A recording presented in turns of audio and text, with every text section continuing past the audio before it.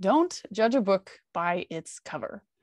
There's a phrase we've all heard 100 times, but today's guest has a couple of experiences that really solidified this message in her life. Some of them are very embarrassing and humorous and awkward, and some of them were pretty life-changing and pretty life-altering in the direction that she is now going. And so I want to welcome to the show, Lori Powell. Thank you so much for being here, Lori. Thanks for having me, Susie. It's awesome. Yeah, we're excited that you're here. You're just able to help people, Yeah, definitely. I'm so excited that you're here, and I can't wait to hear these stories. I know a little bit about them, and so I know where we're headed with them, but I'm excited to hear it from your lips. So just so you guys know who Lori is she's been named one of the top 100 real estate, and she's really, really good at what she does. She's a real estate agent, and she's building a global team of agents right now, and she helps people. It's pretty unique. Tell us just a little bit about what the unique process that you're doing right now. And then we'll get into your what you learned about judging a book by its cover. Well, I've been a real estate and life coach for quite some time, so it's natural to be able to help other agents globally. And so now I'm in a position where I've been building a global team and continue to do so and support those agents all across the globe. And we all are partners, business partners in the same organization. So we all share a piece of the stock of the company and everything. It's very cool. That is very unique. I know for me personally, I've moved from state to state, and to have one real estate company be able to help me in both places would have been very helpful. And especially, country to country, or even on a broader scale, would be super, super helpful. So I think that's a cool thing you're doing. It is. It's very cool. It helps a lot of agents, and it's changing people's lives. We love it. That's awesome. Perfect. Well, so let's just get right into the juice, right into the meat here. So I know that you had an experience as you were, I don't know where you were in your first real job, right? Your very first real job. I'll just let you tell the story. Tell us what happened at your first job that taught you not to judge a book by its cover. If you were to go back in time and meet me, several years ago, I was pretty excitable and a driver's driver and very outspoken. And I remember to this day, one of my most embarrassing moments. It was just it just makes me cringe thinking about it now. I can't wait to hear it. I had just gotten my new job, my first real job. And I was heading to the office for the first day. And it was one of these high-rise buildings. And I had to get in the elevator and go up the elevator. Well, I was so excited. I wanted to talk to everybody. I mean, as I was entering the building, everything. And this lady and I were the only two people in the elevator. And I looked at her and I was like so excited for her. I said, you look lovely. When is your baby due? And she looked at me with this stare of, I'm not pregnant. That's all she said. And that was the tone she said. And I was mortified. I mean, mortified. And I was young and I was like completely in shock. Like, what do you do? Like, what do you say? And we had another 5 floors to climb in silence. What do I say to her? Like, how can I make this better? How can I take it back? There's no way to take it back. And there's nothing you can say to console her. It's just going to make it worse. Oh my gosh. I'm like, I can still feel it in my stomach today. Just like so what did you do? She says, I'm not pregnant. What do you do? Nothing. We were in total silence the rest of the day. This is your first day at the job. She probably thinks, oh my gosh, and she wasn't working in the company that I was in. She just happened to be in the elevator going to a different office, so at least it wasn't someone that I had to work with. But oh my gosh, I was just appalled. I was sick to my stomach all day. And here I was starting this new job. It's your first day on the job. This is the first person you meet. That was my next question, is if you had to work with this woman later. Anyway, I learned to keep my mouth shut and not make assumptions. That's for sure. Or judge. Oh, man. That's so awesome. So here you are. You're learning this lesson in a quick and abrupt way to not judge a book by its cover, to maybe things aren't what they seem. And so then this experience happened to you again while you were at work. And well, not this experience, but a similar experience about, having an assumption in your mind, and then it turns out totally different. Tell us that story. Well, one of the things that I learned obviously from that first experience was to be more tolerant and to start not assuming, I guess, what I'm seeing, just like what you said, but also to be more perceptive of what could be going on, right? And to treat everybody equally without judgment. That's a beautiful kind of statement right there. translated into not just a physical appearance judgment, but also what might be going on in someone's life or whatever, right? And when I got into sales and customer service, obviously you want to treat customers with the utmost respect. Well, fast forward into my real estate career, and I was called out to go meet an unknown client at a property to potentially list this property. It was a call that just came in. And so I shot out there. And by this point in my career, I had done a lot of sales in real estate, right? So I knew, I guess, the best way to treat customers and to be open to them and to be tolerant of whatever their needs are. Anyway, when I get out there, it's in a trailer park, a mobile home park. And the gentleman is a very soft-spoken, white-haired gentleman that is there by himself. And he was asking if I could, potentially list his mother, who had just passed away, his mother's mobile home. And of course, I offered to do so and help him through it. And we went ahead and sold the mobile home. And he called me about 2 weeks later. Of course, if you're in real estate and understand that you earn commissions, obviously the mobile home wasn't necessarily selling at the highest price point compared to some other properties in the area. Not and a property therefore, it's not a property that probably your other agents were fighting for. This was one that maybe they would, you had to take. Right. Yeah. And in any case, the commission amount obviously is much lower on a lower price point property, right? So fast forward about a week or a week and a half after the closing, he gives me a call. And I said, hello, how can I help you? Thinking, oh, well, maybe something happened with the transaction, or the buyer got a hold of him or something, And he just said, first of all, I just want to thank you. And I said, sure, no problem. I'm happy to help. I'm sorry you went through the situation with losing your mom. And he said, no, I want to thank you on how you handled me and how you handled the transaction. And I said, well, what do you mean, if you don't mind my asking? And he said, well, you never treated me anything like anything other than $1 million property seller. Wow. He said, you never even flinched at this little listing that you had. Well, then I had a clue that he probably knew about real estate, right? For him to say that, to even acknowledge that. Yeah. Long story short, this little soft-spoken, gray-haired or white-haired gentleman owned many, many commercial and residential properties and was a self-made millionaire from doing it. And he asked me at that point if I was willing to take on him as a client for all these other properties, for his 1031 exchanges, for just a myriad of things, both in the area and outside of area. And of course I did. And we became very good friends. In fact, we're still friends to this day, even though he's retired and, I'm off, building a global team. Just the mutual respect that we gained for each other. We became really good friends. He respected me and I respected him on how he handled business and what he did. But had I not gone through that ugly elevator experience, I may never have even thought to not judge him, right? It was something that was so emotional that happened to me that it really solidified it, right? It's definitely going to stay with you.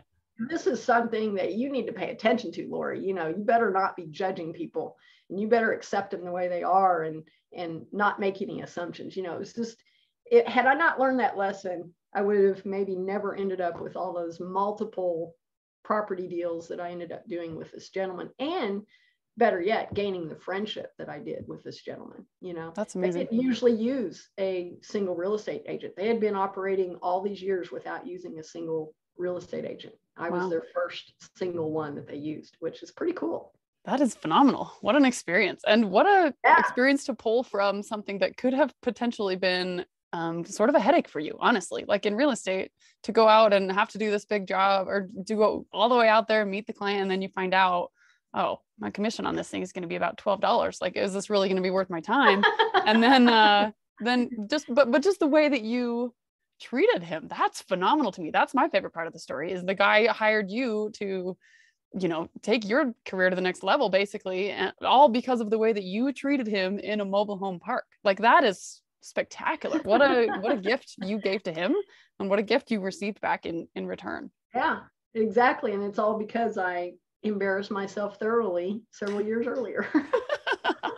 Which leads me to my next question. Like, I firmly believe that, I don't know if you've read the book The Alchemist, but it talks about how the things that come up that feel like problems that are keeping you from getting to the place you think you need to go are actually the things that are taking you to the place you need to go. And that, exactly, to me, is such a valuable life lesson, is that when you see what the struggles are that you're struggling with, or the new directions that you have to take, that, that phrase, when one door closes, one door opens, this is definitely one of those scenarios in your life. Would you agree? Oh, definitely. And I've had several of those. I'm such a believer in that we go through experiences to prepare us, not only for our next experience where we're going to need whatever we learned, but also to be able to help others. There's lots of things that I've been through that as I was going through them, I'm like, why am I going through this valley? Why is this happening to me?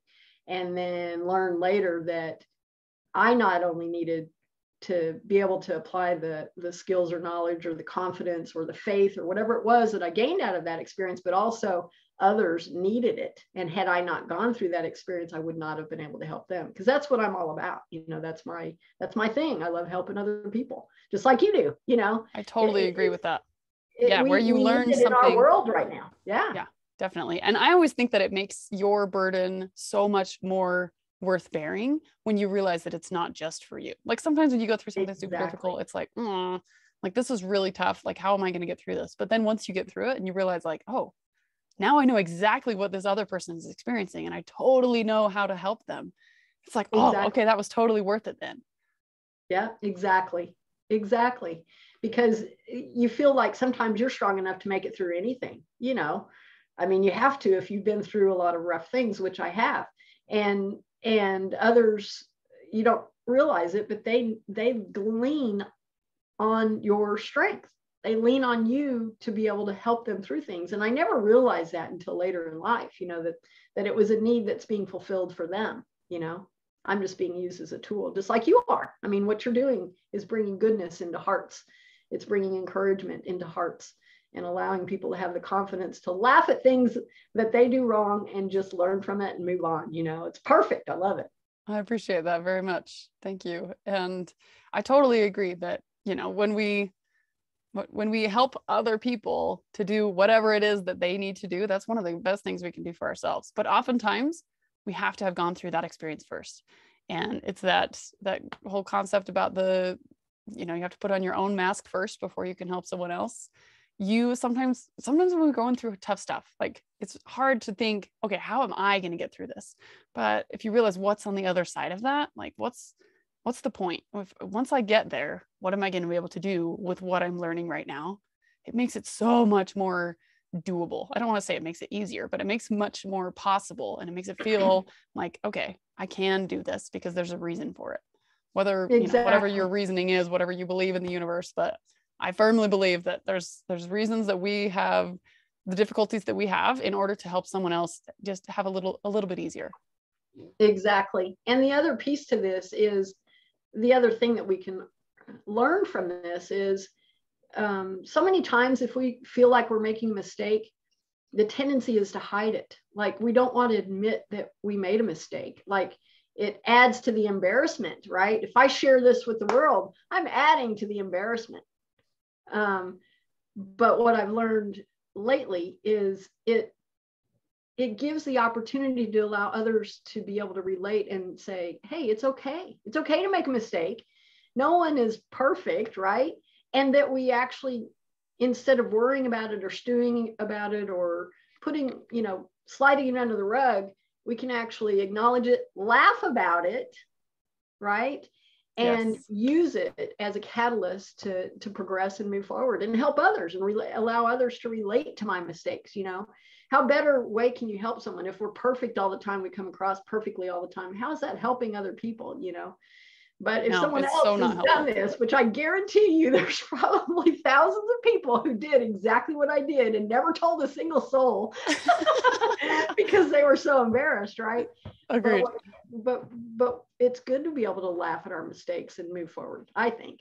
Agreed. No, I totally agree with you. And there's research to back you up on this. This is not just an opinion. This is very much a factual, it's on factual basis that when we own our mistakes, we can move on. Like if there's something that you're holding on to, it's kind of like, it's like a physical weight that holds you back from whatever that thing is. So maybe if you had, not ever told anyone about this and you kept this shame and this embarrassment with you, when you go to this next situation, what are you holding on to that's keeping you from progressing now? That probably, if you hadn't admitted to it, and even now, like oftentimes telling these stories, some of these stories that I tell in the podcast, I haven't told people before, and it's almost freeing. I think it's quite freeing, just because, now it's not something I have to be embarrassed about. Now it's not something I have to feel shame about. Now it's something that I can admit to and move on. Yeah, exactly. So let's pull that back for just a moment. When you were talking about how you sort of learn things as you go, and then you're able to help other people with those things. How do we start those conversations? Like where you see a need and you see there's someone there that can help you. Like, how do we reach out that hand? That's another thing that a lot of us struggle with is, okay, I know how to help in this situation, but I don't want to impose, or I don't want to, maybe it's not my business. Like, how do you go about that? Because I know you've done this with a lot of people. You've helped a lot of people go through some struggles that you've been through. So how do you start that conversation and start helping those people? Well, I'll give you another thing to laugh about. Please do. I've been happily married over 32 years. And my husband says that I wear a stamp on my forehead that says, "Ask Lori, she'll listen to you, she'll help you." He tells people that all the time. Like if he catches someone asking me a question and they're saying, "Oh, but I don't want to bother you," Randy will say, "Oh, don't worry about it. She's got a stamp on her forehead." Anyway, it's pretty funny. I don't know. I think law of attraction plays in. I think just like you, when you have a big heart, you're going to attract into your experience the people who need to cross your path in order to be used as that tool, because you have a true desire to fulfill that purpose. I don't know. It's kind of hard to describe, but I'll literally be in a grocery store line, and a perfect stranger will turn around. I've had it happen multiple times. A perfect stranger will turn around, tell me in 5 sentences all the horror that's going on in their life, and ask me for advice. And wow. I give them, I'm a faith-based person. So I'm like, okay, what am I supposed to say here to help this person? Words come out of my mouth. They say, "Thank you. That's exactly what I needed to hear." They turn around and check out and then leave. I don't know what it is. But your question is, how do we help more? I'm always asking that. It's things like this, helping one another get the word out of, hey, we're here to help, using our socials to share good messages, especially right now with everything that's going on in our world and our society in the United States, and being able to encourage people to reach out to us. I always offer free coaching calls, whether they're life coaching or real estate coaching. And people will take me up on it. Every once in a while, I'll have a coaching session booked with a complete stranger. And I just open it saying, what do you need help with? It happens naturally when that is our heart. I'm a believer in that. I agree. And I think where you're saying that, this happens to you in the grocery store, this happens to you randomly with people that you don't expect it to. I think you have to position yourself in a way that people realize that you're approachable. If you're always on your cell phone, or if you're always got a grimace on your face and you're stressed to the max and you're always in a rush.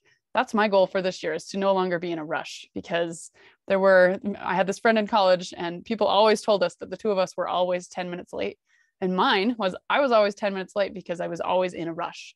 And his was, he was always 10 minutes late because he always found somebody to help on his way to wherever he was going. And I just was wow, that's pretty what cool. A phenomenal difference between those two reputations. Like mine is because I'm always rushing, and his is because he's always helping. Like, oh my word, I got to be the more like that person. And so I'm with you on that. I think that if you position yourself and you present yourself as someone who people can talk to, and someone who is open with a smile on your face, and there's those people that you just feel drawn to. And I feel that way with you. I think it's great that you and I have an immediate connection, and we've known each other for 31 minutes or whatever. Yeah. And it's exactly. I don't know, there's just something about, you do a phenomenal job at just being open to being able to be asked these questions, and being someone who truly does want to help. I feel like there's a lot of people out there that are presenting false information, and you can tell it pretty quickly that those aren't the people that can help you. But this is not one of those cases. And I admire what you do, and how you hold yourself, and how you live, so that you can really affect people's lives. And it's not about money, and it's not about growth, and it's not about status. It's about, getting people what they need, and being able to help them the way that they need to be helped. Well, thank you for that. Yeah, I believe everyone is on a path. And if you and I can be used as tools to help them self-discover what they need next, then we've done our job. We've fulfilled our purpose. Completely. It's self-discovery for each and every individual. It's not us telling them what to do or how to do it. It's leading them through their own path. It's a different perspective. That's absolutely. And I think energy has a lot to do with it. You're a high energy person. I am too. And I think people feel and need that energy. So I think that's one of the reasons why they come to us as well. Agreed. Yeah, I agree with that. And that's the energy that you hold, I think, is just about being yourself. I think that there's a disconnect between when you're trying to be something you're not. There's something there that's not in alignment. And once you know who you are, and how you're confident in yourself, then people are drawn to you. And if you listeners are feeling like, okay, well, maybe that's the misalignment that I have, maybe that's the thing I don't have, is that I don't know who I am, I don't know maybe what I have to offer. What can we talk to? I mean, do you have any advice for people that are in that headspace where they're not sure, I don't know what I have to offer, I don't know what I have to help?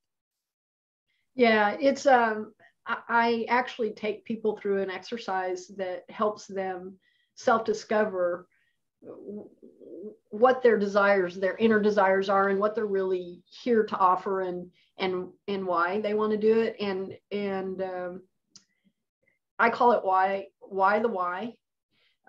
Why is the why so important? And you and I are very clear about why we're doing what we're doing. And when you are very clear about what you're doing, you have an innate passion attached to it, that there's nothing that can stop you from doing it. And you're never going to let anything stop you from doing it. So taking someone from the point of, I have no clue why I'm here, what I want to do, to a point of, I get it, I know what I'm doing, and nothing's going to stop me, is a process. If anyone's listening out there, the simple way to start would be to simply ask yourself, say something that you want.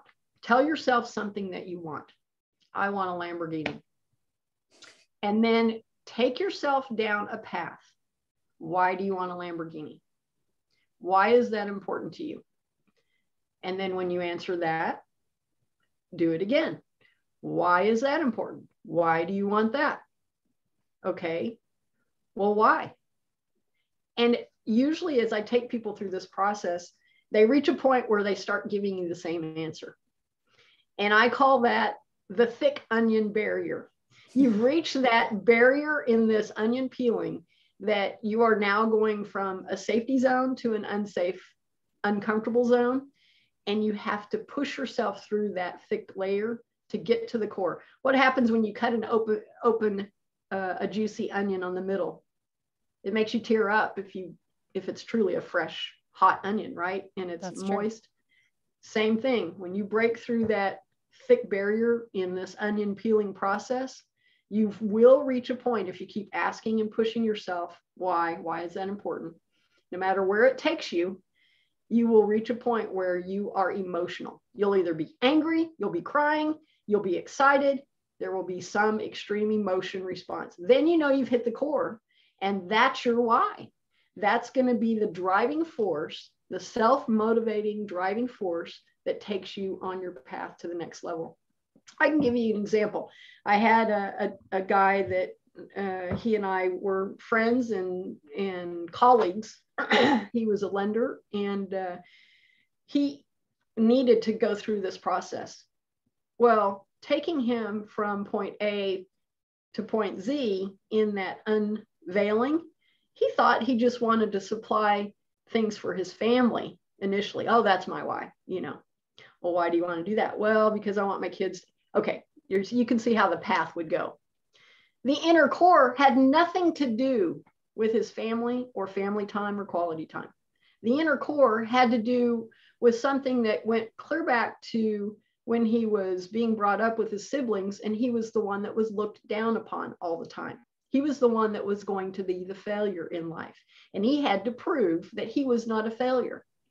Once he hit that core, oh my gosh, he was angry. He was like, I am going to prove them wrong. And guess what? He doubled his income the next year.